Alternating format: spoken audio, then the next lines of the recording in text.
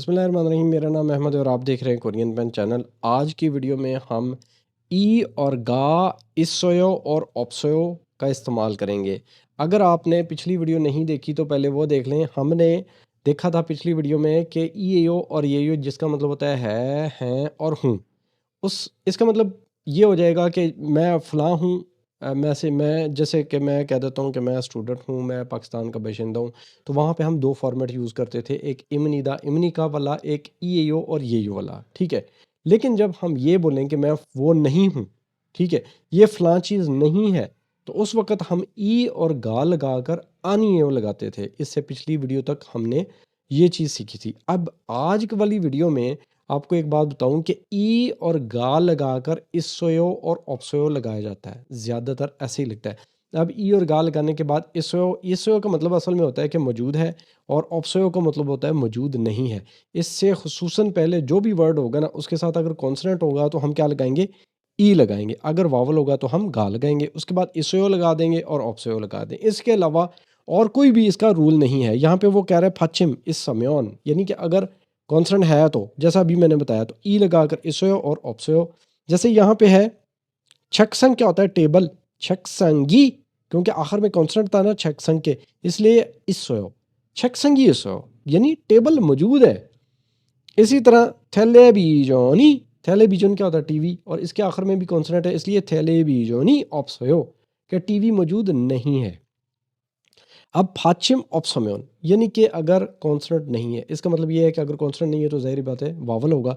तो वावल होगा तो आपने गा लगाकर इसो या ऑप्सोयो लगाना है। जैसे कि सोफा, सोफा के आखिर में वावल है तो हम क्या बोलेंगे? सोफागा इसोयो, यानी कि सोफा मौजूद है।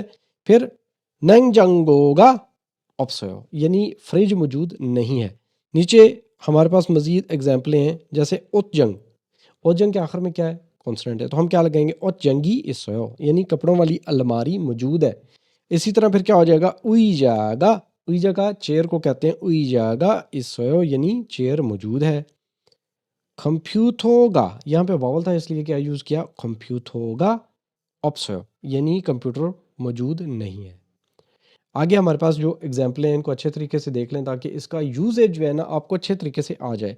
यहाँ पे एक वर्ड उसने लिखा है, पहले फोगी देखते हैं। फोगी क्या होती है? एग्जाम्पल होती है।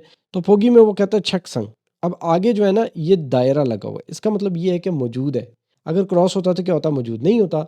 यानी कि हम लगाएंगे इसोयो, लेकिन छकसंग के आखिर में क्योंकि कॉन्सोनेंट है तो हम कैसे बोलेंगे? छकसंगी इसोयो, के टेबल मौजूद है।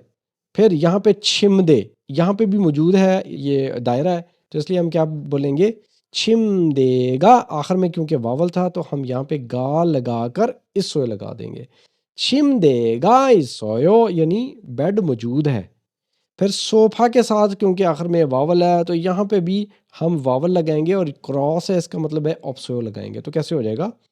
सोफागा ऑप्सोयो यानी सोफा मौजूद नहीं है, यहाँ पर भी हम गा लगाएंगे। फिर तीसरे में वो कहता है शिक, क्या शिक थक। अब शिक बोलते हैं खाने वाली चीज़ों के साथ और थक बोलते हैं टेबल। तो खाने वाला जो टेबल होता है, ठीक है, डाइनिंग टेबल, उसके साथ फिर आगे यहाँ पे इस सोयो लगाएंगे तो कैसे हो गया?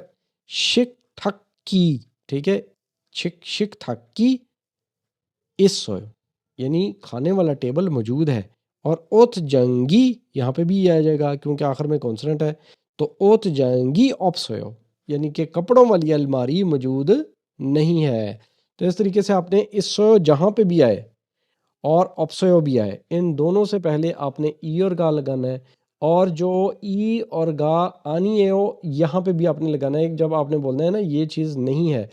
तो ये जो दोनों है ना एक्सप्रेशंस, जिस तरह ई और गा लगा के आनियो और ई और गा लगा के ऑप्सोयो, ये एक जैसे ही हैं। इसका इतना सा ही डिफरेंस है जितना मैं आपको उर्दू में एक मिसाल देता हूँ कि मैं कहता हूँ ये टेबल नहीं है, ठीक है, छक संगी आनियो।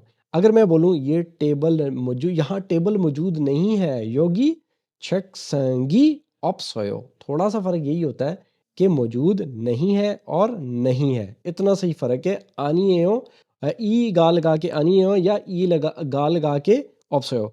अब ई और गा आपको अच्छे तरीके से पता चल गया होगा कि हमने कहाँ यूज़ करना है।